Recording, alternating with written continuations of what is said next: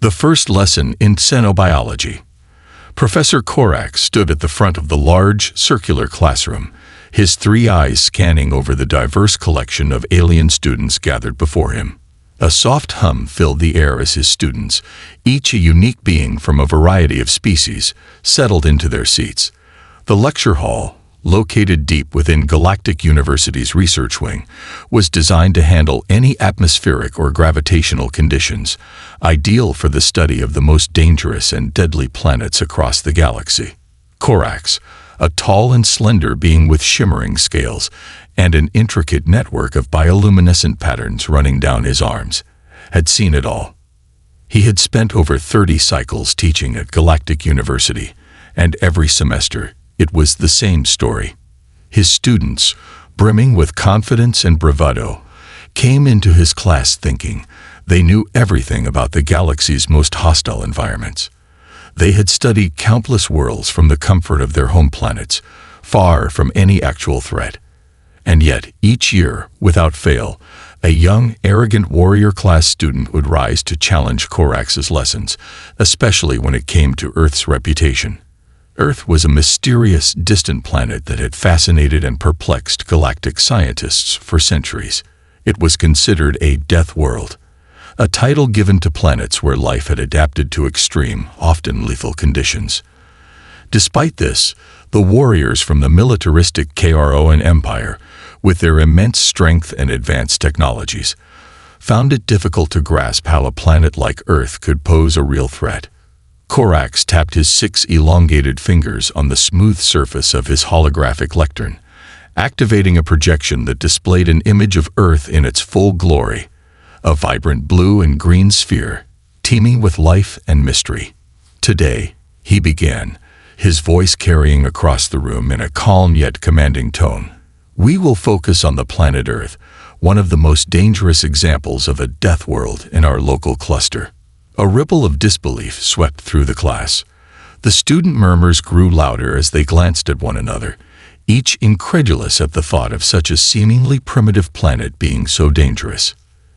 "Yes," Korax continued, a slight smile playing at the edges of his mouth, "I know you are all familiar with the technological superiority of your home planets.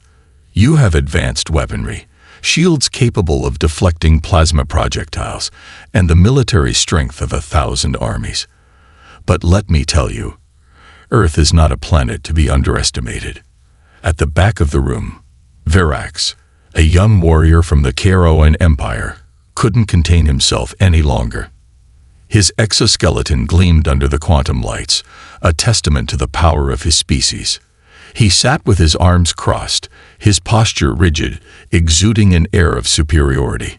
His chrome-plated shell and impressive physique were the embodiment of the KRON Empire's might, and he wasn't about to let an academic professor, especially one from a non-military background, tell him otherwise. "My father," Verax's voice boomed, carrying through the room with an air of arrogance, "says Earth is nothing more than a primitive backwater. The humans have barely even colonized their own solar system. They are nothing more than a squishy, defenseless species, and their planet is far from a death world. They're still using crude projectile weapons and outdated technology." Korax raised a single translucent brow, unbothered by the challenge. He had faced this reaction countless times before. His third eye shifted, focusing on Verax with a gaze that seemed to pierce through the very fabric of space itself. He took a slow, deliberate step forward and called upon his holographic projector. "Ah, but that is where you are wrong, Verax. Let me show you something that might change your perspective." With a flick of his wrist, the projection shifted, zooming in on a single, seemingly innocuous creature. A spider no bigger than the palm of a human hand. The class collectively leaned forward, curious despite themselves, as the holographic image of the spider grew larger. "This," Korax said, "is one of Earth's most efficient killers.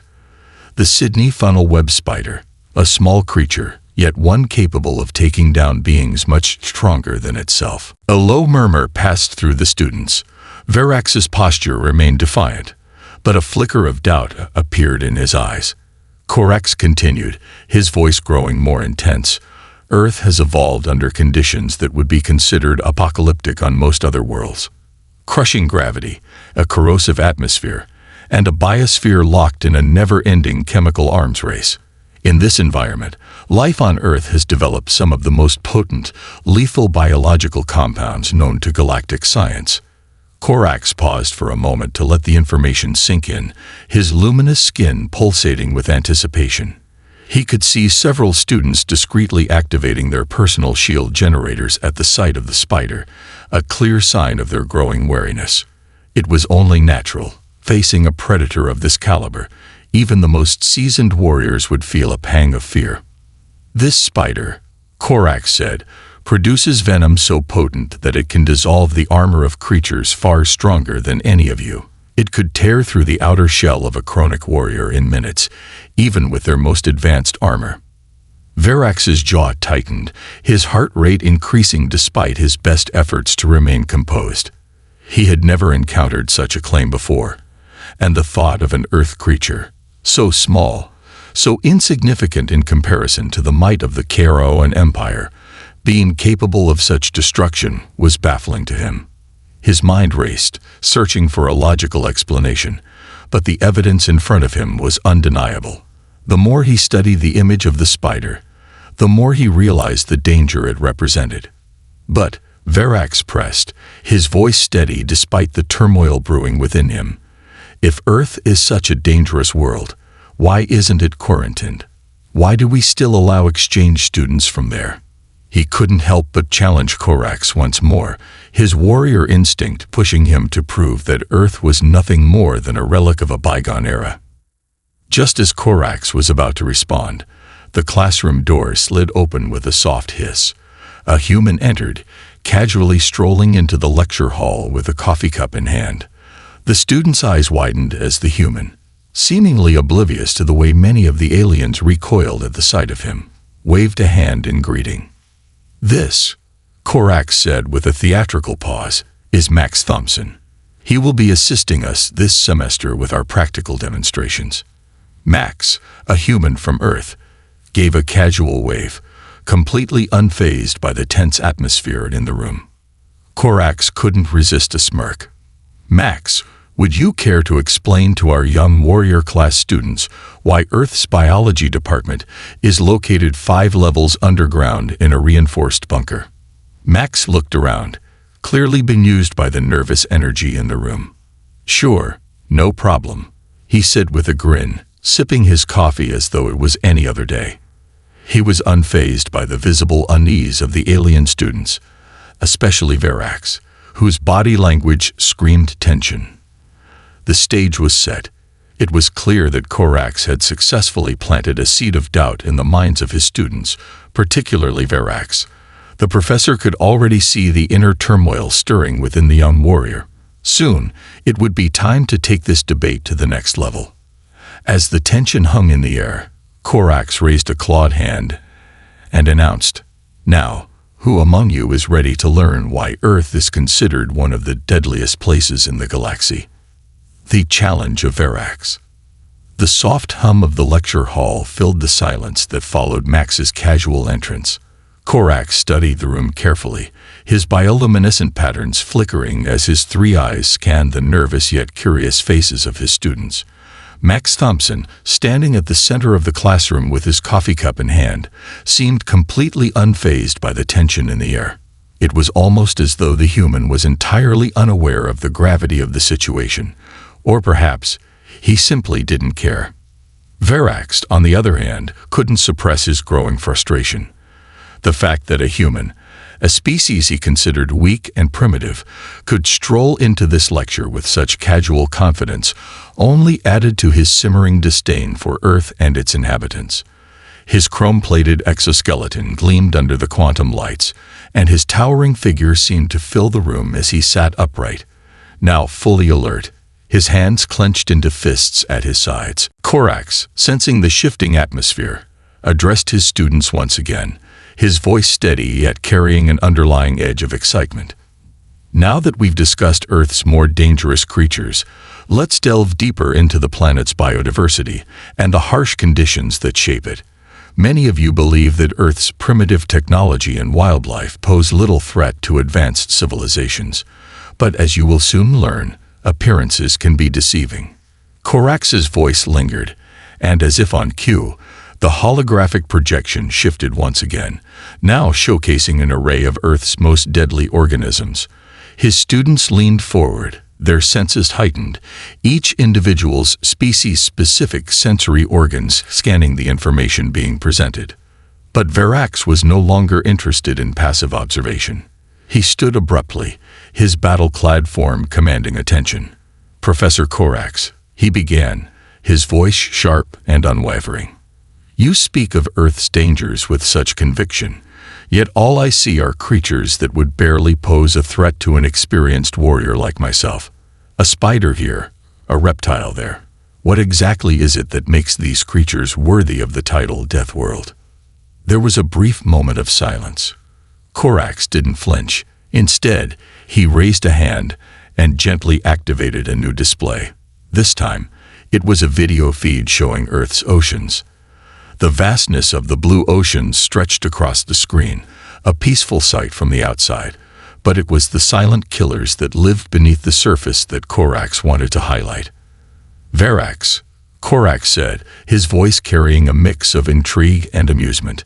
"What you fail to understand is that it's not simply the size or outward appearance of Earth's creatures that make it dangerous.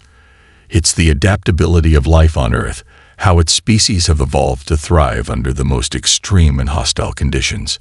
Take the oceans, for example." The holographic image zoomed in, showing a pod of Earth's largest marine predators, the great white sharks. "These sharks," Korax continued, "are not only terrifying in their speed and strength, but they possess an evolutionary advantage that no other creature can match. In their prime, they can swim at speeds far surpassing the greatest warriors of your empire, and they have developed a sixth sense, detecting the slightest electrical signals in the water, an ability that makes them relentless predators." Verax's expression remained stoic, but Korax could see that the warrior's certainty was beginning to crack. Despite his outward composure, his breathing had quickened slightly, a subtle sign that the idea of being outmatched by Earth's creatures was starting to settle in. Korax wasn't finished. "These creatures aren't simply survivalists," Korax added, his tone sharpening with a sense of purpose. "They are predators that know how to exploit every advantage. And that's just the oceans.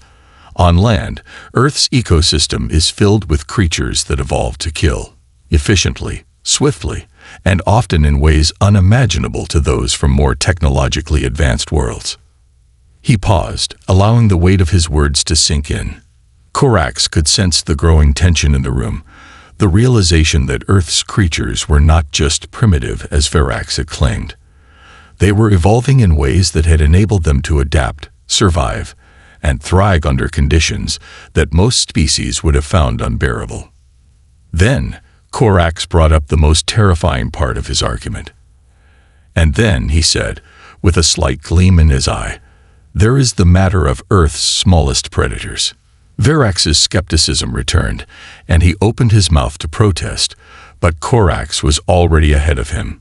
He activated a new hologram, one that displayed a close-up of a tiny, yet deadly, Earth creature. The Sydney funnel web spider.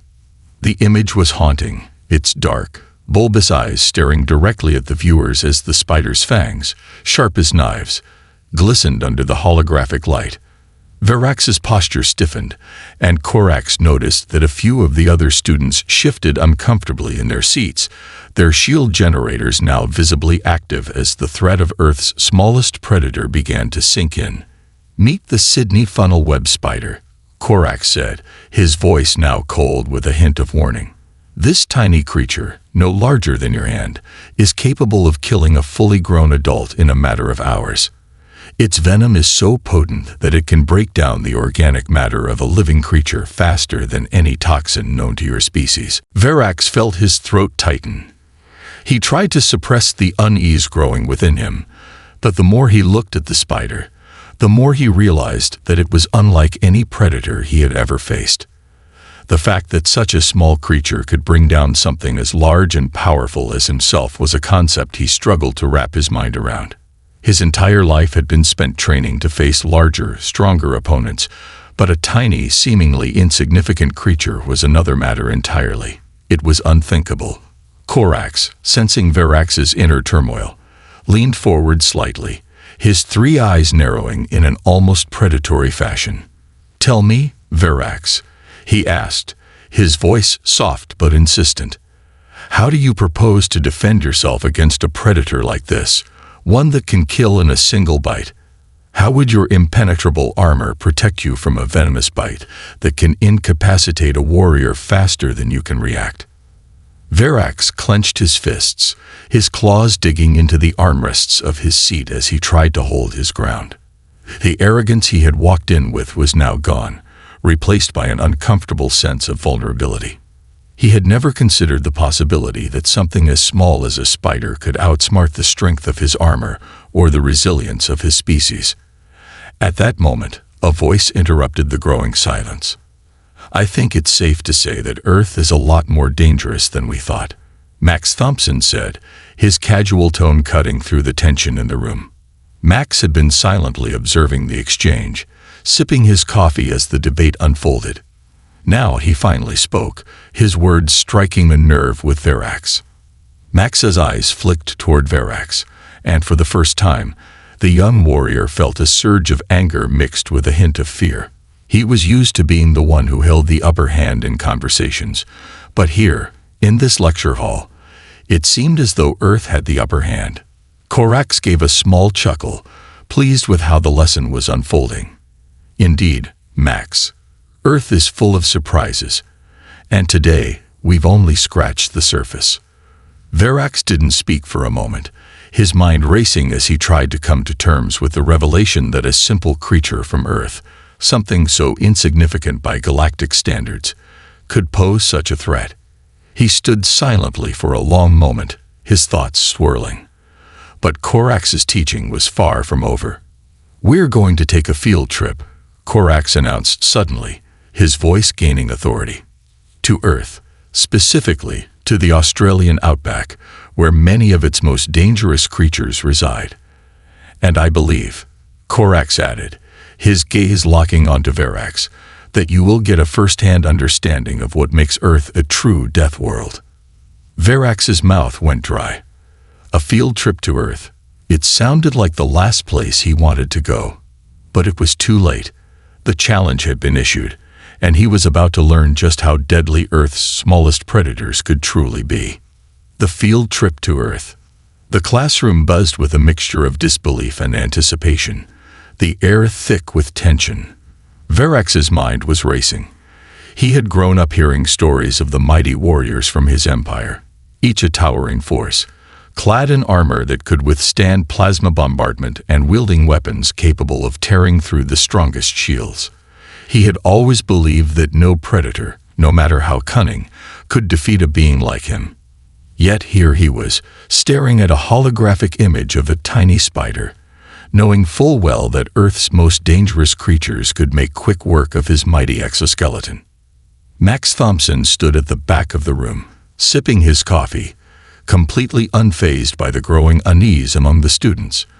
For him, this was just another day in the life of an exchange student from Earth. He had already been through the worst of it. The disbelief, the skepticism, the mockery. But now, as the challenge had been thrown, he felt a sense of curiosity bubbling inside him. He wasn't worried about the spiders. He had seen far worse back home, in the Australian outback.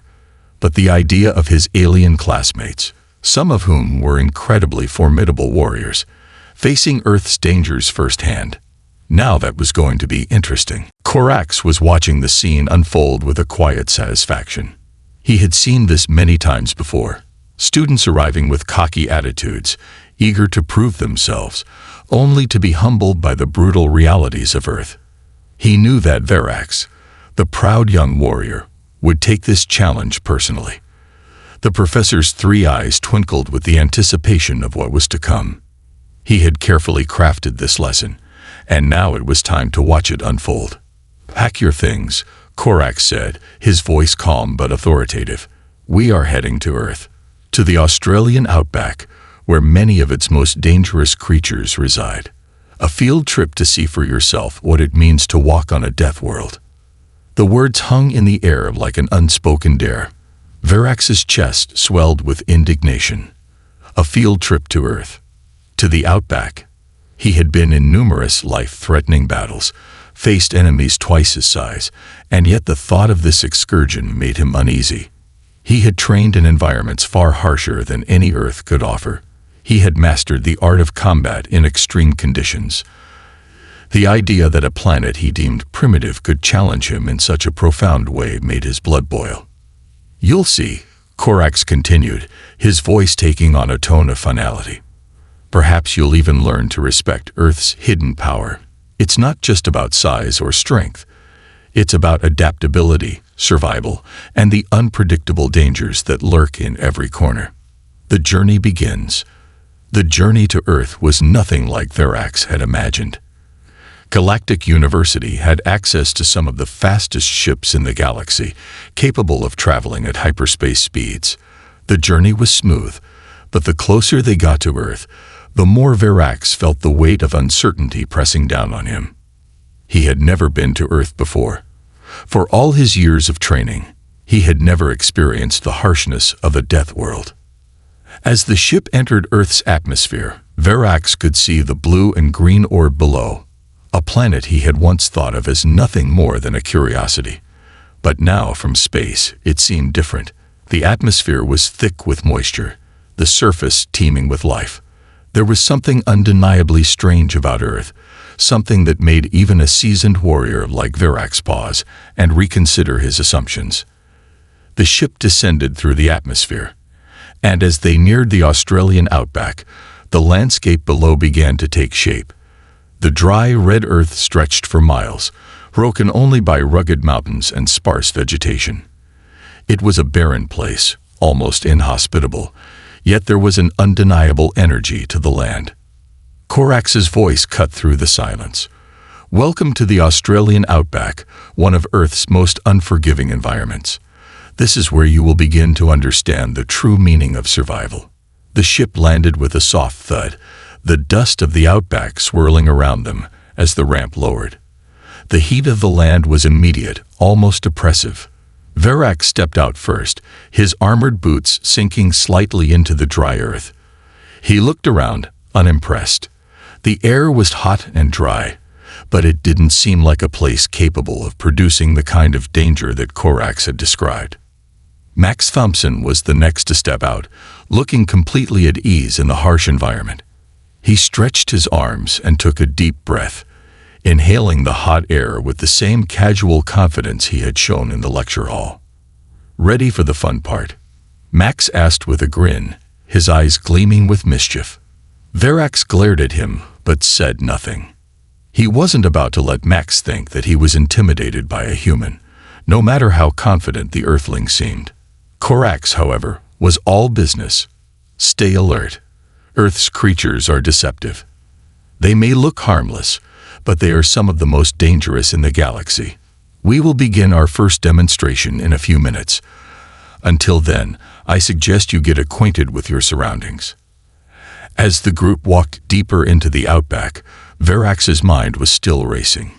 He had never felt so out of place. The heat was oppressive, and the endless expanse of barren land stretched on in every direction. The lack of anything remotely familiar to him made him uneasy. He had faced down enemies in jungles and ice caves. But this was different. This land was alive in ways he couldn't understand. Max led the way, his footsteps light and steady.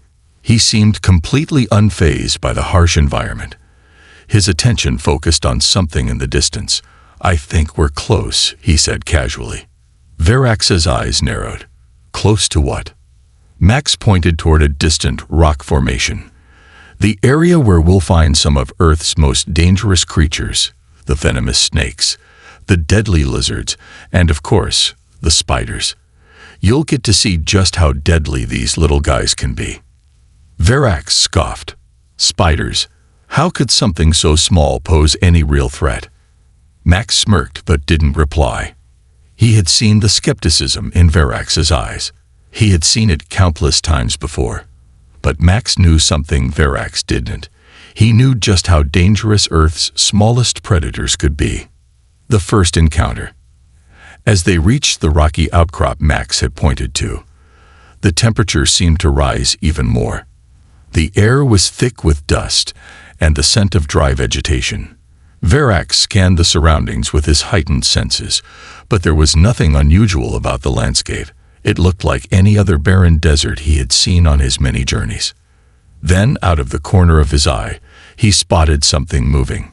Something small, swift, and unsettling. It was a spider, no bigger than a human hand, skittering across the rocks with surprising speed. The creature's legs were long and spindly, its body dark and menacing. Before Verax could react, Max had already crouched down next to the spider, his hand hovering just above it. "This," Max said, his voice low, "is a Sydney funnel web spider, one of the most dangerous creatures on Earth." Verax scoffed, his eyes narrowing in disbelief. "That tiny thing? It looks like it would be crushed under the weight of my boot." Max shook his head. "You'll be surprised," he said softly. "The venom from this little guy can kill a full-grown human in just a few hours. And I'm not talking about a slow death. I'm talking about paralysis and organ failure in minutes." Verax couldn't contain the surge of doubt that bubbled up inside him. He had been trained to face enemies much larger than this spider, but the thought that something so small could kill so efficiently made him uneasy. KRON stood a few steps back, watching the exchange with interest. "Do you see now, Verax?" he asked, his voice cutting through the tension. "It's not the size or the strength that makes Earth's creatures so dangerous. It's their ability to adapt, to evolve in ways that you cannot predict." Verax's heart was pounding. He had never been more aware of his vulnerability. The small spider, this tiny, insignificant creature, had just become the greatest threat he had ever faced. And for the first time in his life, Verax wasn't sure if he was ready for the challenge that Earth had in store.